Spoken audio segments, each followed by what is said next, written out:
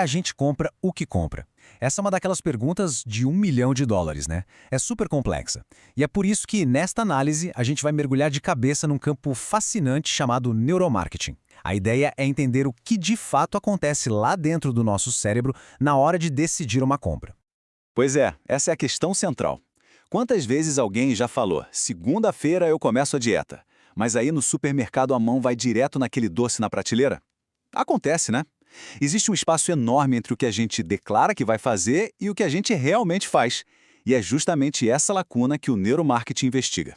E para entender essa desconexão, não adianta só fazer pergunta. É preciso usar a ciência para olhar diretamente para as reações do nosso cérebro. É que é lá, sabe, no nível subconsciente, que muitas das nossas decisões de compra acontecem de verdade. Muitas vezes antes mesmo da gente se dar conta. E aqui está o pulo do gato. Em vez de confiar só em questionários ou grupos de discussão onde as pessoas podem até tentar racionalizar as respostas ou simplesmente não sabem por que sentem o que sentem, o neuromarketing vai lá e mede as respostas automáticas, subconscientes, a reação visceral, sabe? A emoção instantânea, a atenção que a gente nem consegue controlar. Ok, então vamos definir isso direitinho. O que é exatamente essa disciplina que mistura neurociência com marketing? De um jeito bem simples, neuromarketing é exatamente o que o nome parece ser.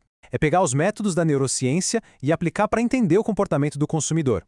É usar tecnologia para a gente conseguir observar os mecanismos do cérebro que movem as nossas escolhas, indo muito além do que as palavras conseguem expressar. E como é que isso é feito? Então, através de tecnologias que são bem impressionantes. A ressonância magnética funcional, a fMRI, mostra quais áreas do cérebro estão mais ativas. O eletroencefalograma, o EEG, mede a atividade elétrica do cérebro em tempo real. O rastreamento ocular, o eye tracking, revela para onde exatamente a gente está olhando. E as medições psicofisiológicas captam batimentos cardíacos, resposta da pele. Juntando tudo isso, essas ferramentas pintam um quadro super detalhado das nossas reações que a gente nem percebe. Agora, com tanta tecnologia assim envolvida, é claro que aparecem alguns mitos. E é muito importante a gente esclarecer o que o neuromarketing não é, para poder entender o verdadeiro potencial dele e também os seus limites. Primeiro mito, leitura de mentes. Não. Isso é coisa de filme, de ficção científica. O neuromarketing não lê pensamentos. O que ele faz é medir reações fisiológicas automáticas, tipo picos de atenção, engajamento emocional ou até estresse. Ele consegue medir o que aconteceu e quando aconteceu, mas o porquê exato, o pensamento por trás, isso ele não pega. Segundo mito, um botão de manipulação. Não existe um botão de compra no cérebro que o neuromarketing consegue apertar. Pelo contrário, pensa nele como uma ferramenta que complementa a pesquisa tradicional. Os insights da neurociência são combinados com entrevistas, com dados de comportamento, para criar uma visão mais completa e não para substituir todo o resto. Certo. Mitos desfeitos, vamos ver como isso tudo funciona no mundo real. Onde que essa ciência é aplicada para tomar decisões de negócios? Olha, a lista é longa. Vai desde testar a eficácia de um comercial antes de ele ir para o ar, até desenhar uma embalagem que realmente chame a atenção na prateleira. Também é usado para otimizar o design de um site, para definir preços e até para tentar prever o sucesso de um produto no mercado com base na reação cerebral de um grupo pequeno de pessoas. Vamos focar num exemplo prático. Anúncios. Pensa num comercial de 30 segundos. Quais são as cenas que realmente prendem a pessoa? E em que momento a atenção dela despenca? O neuromarketing pode mapear, segundo a segundo, o engajamento emocional e a atenção. Isso permite que os criativos ajustem o anúncio para ter o máximo de impacto, cortando as partes que ficaram confusas ou, sei lá, desinteressantes. Outro exemplo genial é o design de embalagens. As empresas podem testar vários designs diferentes e ver qual deles provoca uma reação mais positiva e memorável no cérebro do consumidor. Que cor chama mais atenção?